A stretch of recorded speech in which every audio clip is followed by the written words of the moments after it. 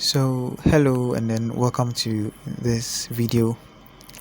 Um Today we are going to take a look at some of the misconceptions about the undergraduate programs that people choose, um, specifically for computer science.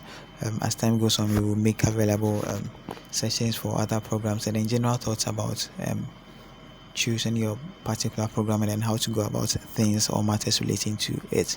So now we're looking at computer science, the true reasons to take a look at the computer science degree program and then making the right choices, because I believe at this point it's very crucial in your um, academic journey and then your career as well. So now computer science basically attracts a lot of interest, but then let's look at why you should choose the right major. I think getting on from your high school, especially in Ghana, when you graduate from your high school, you are filled with so much passion and then so much joy, so much exuberance as to getting into the university to pursue whatever degree you want to pursue.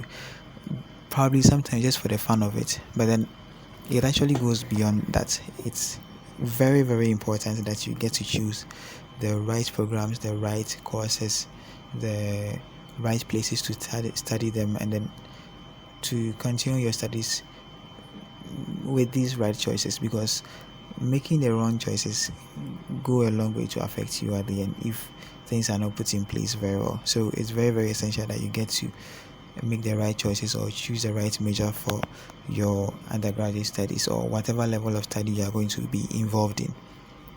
So looking at the computer science degree, it is a very, very rewarding subject or a very, very rewarding major, but then the truth about it is that it is not for everyone. You know, the fact that it is rewarding doesn't mean it is for everyone. You first have to take a look at yourself, a good look at yourself, your background, your interest, to get to know whether it actually is what you want to do or not.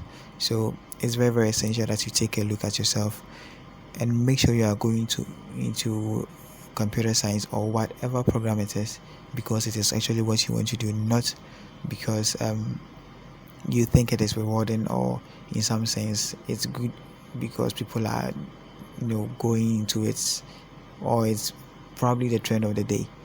So it's not for everyone. Make sure you find your own niche and then explore that niche as well. We all don't have to read a particular program. It's good some people read painting, others read medicine, others read pharmacy, others read engineering, others read computer science, others read statistics. It's good that we all find ourselves in various different niches so that at the end of it all we complement our efforts in the future. So let's look at some misconceptions about the computer science program.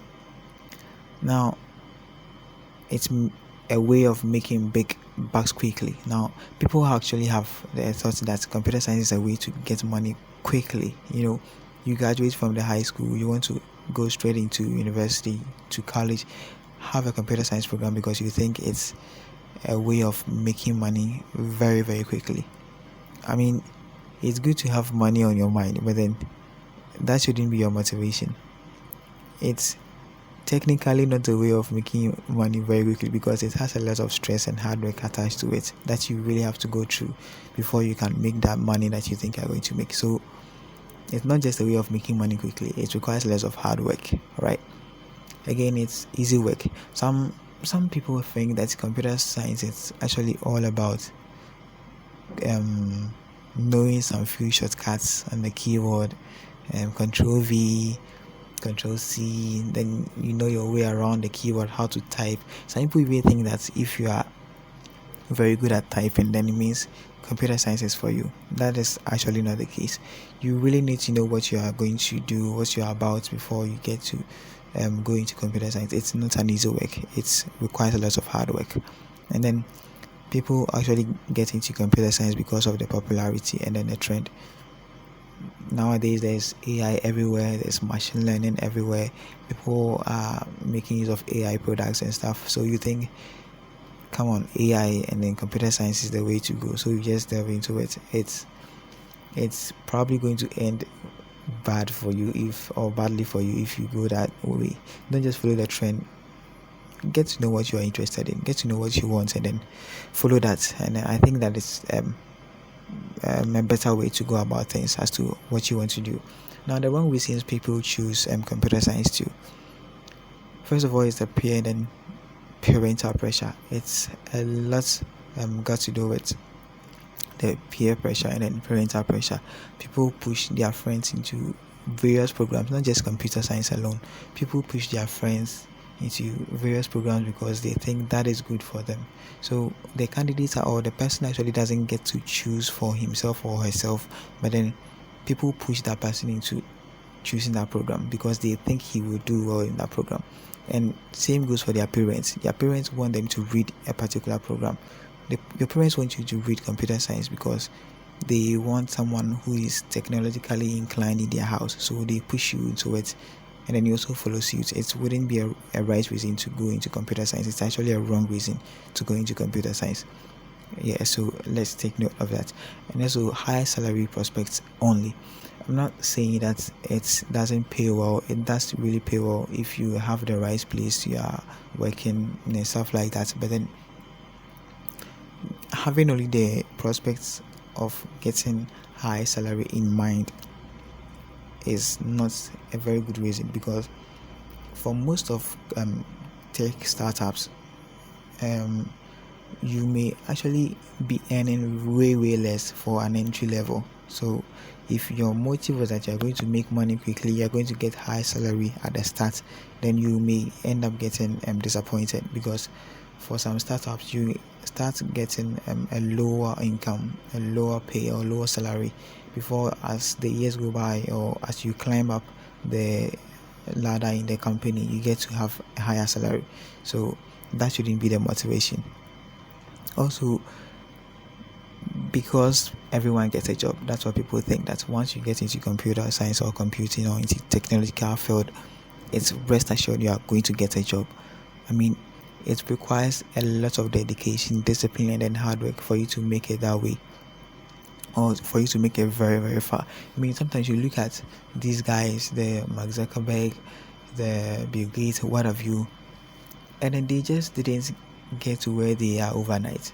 It requires a lot of hard work. It's very true, you may get a job, but then you really have to work for it. You really have to work for it. So don't just fall for the thought that everyone gets a job. You may get a job if you work hard for it. So nothing comes freely. You have to work for it. Again, believing that it's just about coding. Computer science is not just about coding. There's an electronical aspect. People will dive into electronics, communication aspect, and basically, don't get me wrong, I think a lot of things that surround us now basically have their foundation to be coding. You need to be able to program to be able to fit in a lot of fields that surround the computer science program.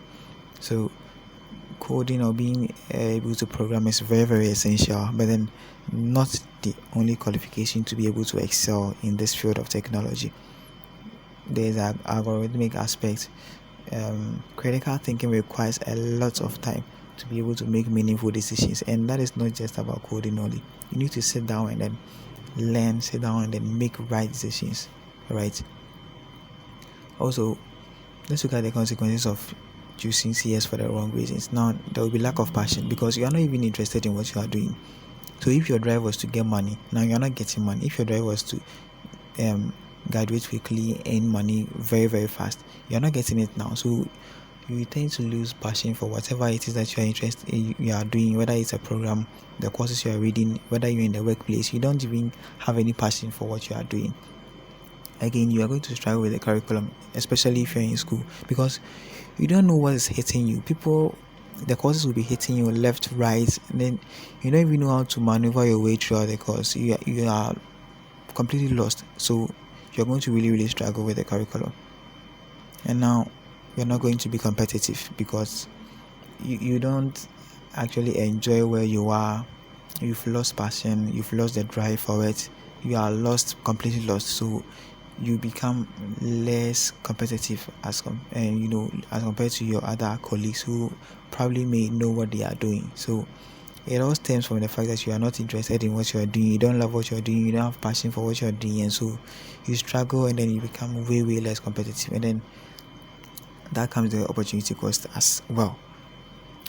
So final thoughts, I think we really need to make self-reflection and then introspection to know what we want to do for our future programs, or what we want to delve into in the future, so that we do not make wrong decisions for ourselves, because it really requires a lot of thought to make the right decision for yourself. So just think about yourself, know what you want, know what you're about, and then get to the right niche or the right field for you for your study.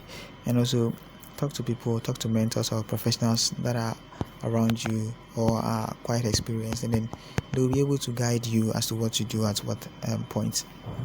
And then take courses or introductory courses as well, and I'm sure it's going to really help you in that aspect. Now I think at this point too, if you have any thoughts, you can share them in your in the comment section. Then let's interact in the comment section as well.